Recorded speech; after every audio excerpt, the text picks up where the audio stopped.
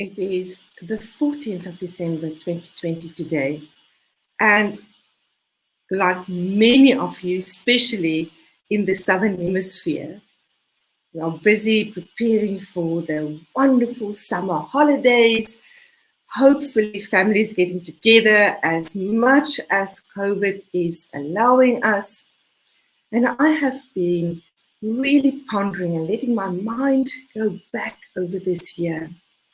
I've been asking myself, when I look at my 2020, what do I see? And of course, I see big disruptions and very big surprises, especially the surprise in March of the hard lockdown.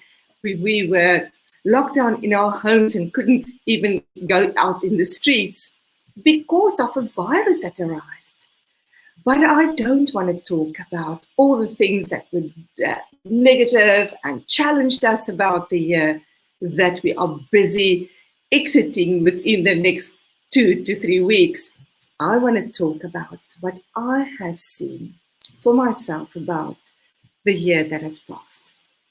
And I actually am very surprised to see the very things that I so desired for my life, the very things that are are important and priority to me, and that I didn't know how to really achieve it or how to achieve it sooner than later, actually became achievable for me because of COVID. It's a very big surprise to me, and I want to encourage all of you to go and do the same as what I've done. And I want to share with you what I've done.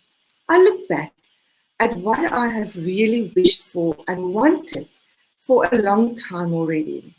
One of the things, for instance, that I've wanted for possibly the last 3 years is I live in Johannesburg in South Africa, but my husband and I also have a family home in the winelands between Paarl and Franschhoek on a beautiful golf estate called Pearl Valley Golf Estate. And we would come here over holidays or weekends because our sons live this side, and this will be our family home to come and visit our boys and have them with us. And I started to have more and more of a desire to really come and live here. But I couldn't because I was seeing my clients in Johannesburg. My husband has his international business and his South African offices in Johannesburg. And through COVID, when we had to go into lockdown, both of us had to take our business online. And I never, ever thought a virus will help me to take my business online. I always wanted to do it. I wished to do it, but I didn't know how to do it. And because I had my back against the wall and I had no other option, I had to take the action steps and I had to really dig deep. And what I in fact did, I got myself an online business coach to help me to know how to do it. So I want you to look at your business, that what you always wanted to do, that what you wished for your family, that what you thought is of importance to you. How did it become possible for you in COVID times? How did the virus help you to get closer to your heart's desire? What I am sharing here with you is to understand the importance of having a positive mental attitude instead of a negative mental attitude. It is just too easy to have a negative mental attitude.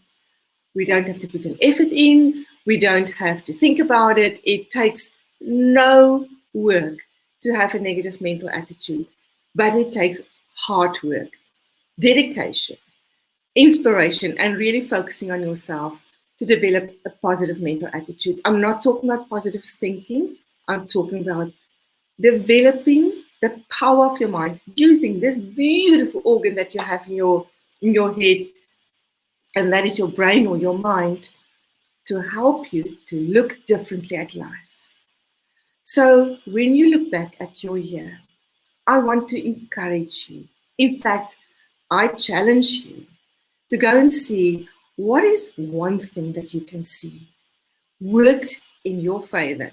I remember in the beginning of the hard lockdown. I was so missing my children. My children don't live at home anymore. They're grown-ups. And I was really missing them. And we started to have Zoom meetings. We even had a MasterChef cook-off with our kids in 3 different locations. And we had an absolute ball on Zoom with each other. Look back at your year. Look back what you are grateful for. Look back what you can say, that worked in my favor. Because when you do that, when you challenge yourself to look back at what worked and not only what didn't work, because I know lots of things didn't work. For me as well, I was challenged, I was pushed out of my comfort zone. I was anxious, nervous, fearful. But I don't want to remember that. I want to look back and say, what worked? What changed? What worked for me?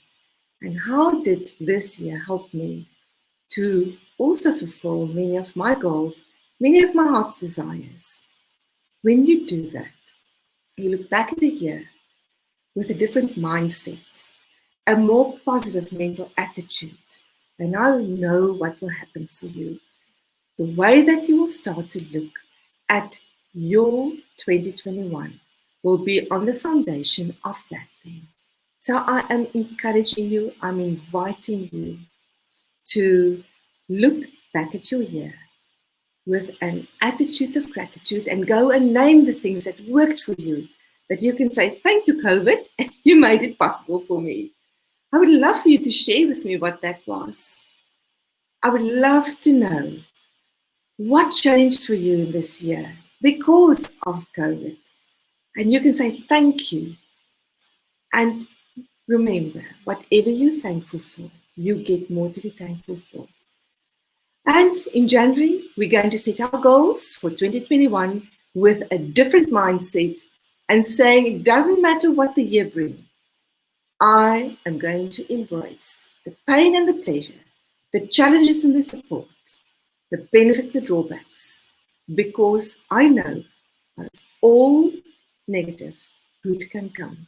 Do you know that saying that gold is only refined in a fiery hot oven? That's the same with us as human beings.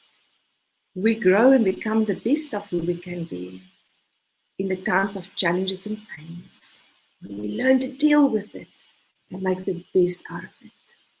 So share with me. I'd love to hear what is this, even if it's this one thing that came out of this year that you can say thank you for. Thank you for listening to me. I'm Ilse Alberts, family psychologist and a life strategist. Until next time.